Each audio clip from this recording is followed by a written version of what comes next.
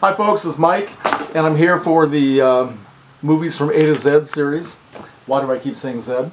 And this is for the letter I, and I'm sorry I'm late again, I'm getting behind everybody else, so I need to get this done and get it posted. Alright, for the letter I have chosen a movie that I love. I've loved this film for years, so if a lot of you don't know about it, I think you should. The film is called The Incredibly Strange Creatures Who Stopped Living and Became Mixed Up Zombies, alright? It's called the first monster musical. Came out in 1964, directed by a guy named Ray Dennis Steckler. If you don't know about Ray Dennis Steckler, you should. If you like cult films and low-budget exploitation type films. He was a guy who worked as a cinematographer, he was an actor, and he directed a lot of films. All of them incredibly low-budget, and some of them were actually pretty good and a lot of fun. And I can't exactly recommend this as a great film, or even a great horror film, because it's more of a musical than a horror film. But it is so bad that it's wonderful, you know? I also have a VHS copy, which believe it or not, I like the VHS imagery and sound better than I do the DVD. This came from Sinister Cinema sometime in, I think, the 1980s. They were showcasing the films of Ray Dennis Steckler. Anyway, where are my glasses? Oh, well, I was going to read something, but I can't because I lost my glasses. Oh, here they are. Sorry. Okay, I'm going to, just to tell you what this film is about, it's probably best just to read the plot, which is totally unbelievable, from the back of the VHS box, right? Here we go. A sinister gypsy fortune teller named Madame Estrella, with the help of her sleazy sister Carmelita, a stripper, and her grossly disfigured hunchback servant Ortega, victimize innocent people who come to the Midway. Right? This takes place in an amusement park that used to exist in Long Beach, California. Filmed on location there. It was called the Pike. Get a lot of good shots of the amusement park and the rides and the Midway and all that. They scorch their victims' faces with acid, thereby making them look like hideous monsters. Estrella then locks them in cages like abused pets. Anyone who discovers their secret must die a brutal death.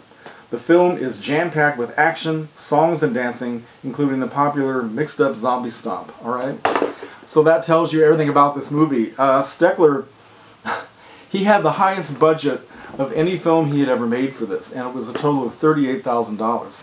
And he used his wife was the star of the film, a woman named Carolyn Brandt, who was a dancer, made several films with him, and friends and amateurs. And he also had access to this group of showgirls who had just left some local engagement or something, and they have these bizarre costumes. I can't even begin. Some look like bird costumes, and they do a series of song and dance numbers. There's a singer who just stands there and sings quite badly during a couple of things, and it really is more of a musical than it is a horror film.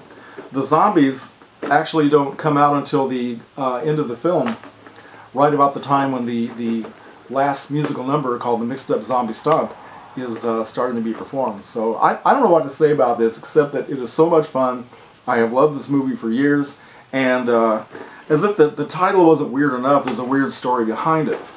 This was about to come out. Steckler was in the process of making this film, and he was advertising the title in some of the trade papers before he was finished.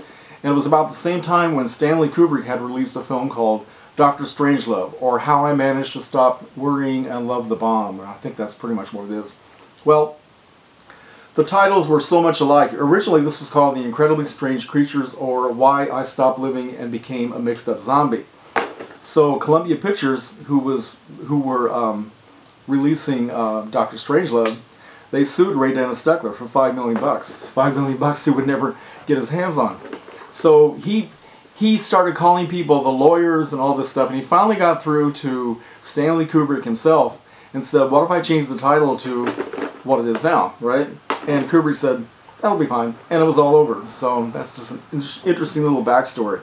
But the DVD has a lot of extra features. It's got two commentaries, one by Joe Bob Briggs, who was a very cool guy, very funny. And of course he's making fun of the whole thing all the way through.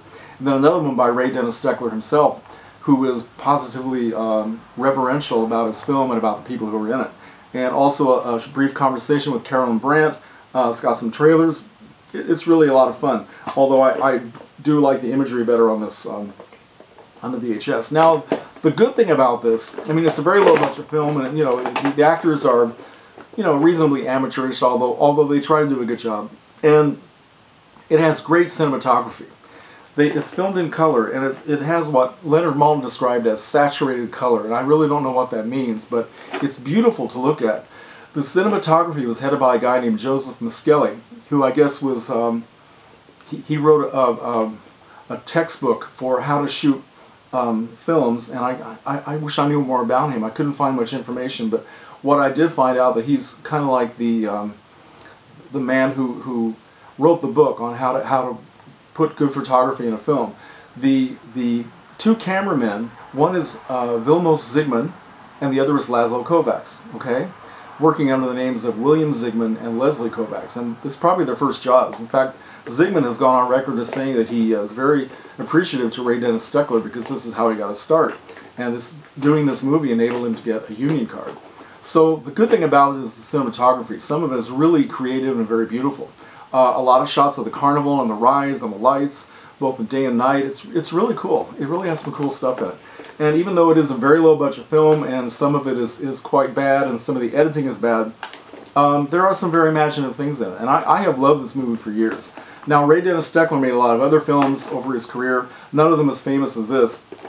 And some of them, well, like one was called The Thrill Killers, one was called Lemon Grove Kids Meet the Monsters, and then later on in the 80s and 90s he went into doing softcore pornography. And eventually he ended up managing and owning a video store in Las Vegas. And unfortunately he passed away in 2009, so big loss for the world of cult cinema. I guess at the time of his death he was planning to do a sequel to this film.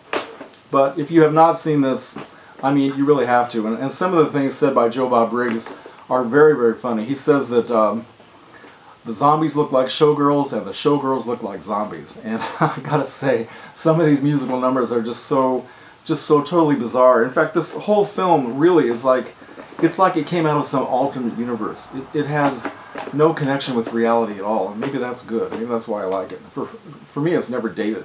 Although you gotta see some of those costumes those women are wearing. The dancers don't dance in sync. They're all bumping into each other, and they're doing the twist, and it's just crazy, and just an incredible amount of fun. And I think everybody in the universe should see this at least once. And if you have seen it, let me know. Okay, that's my movie for letter I, and I will see you later. Bye.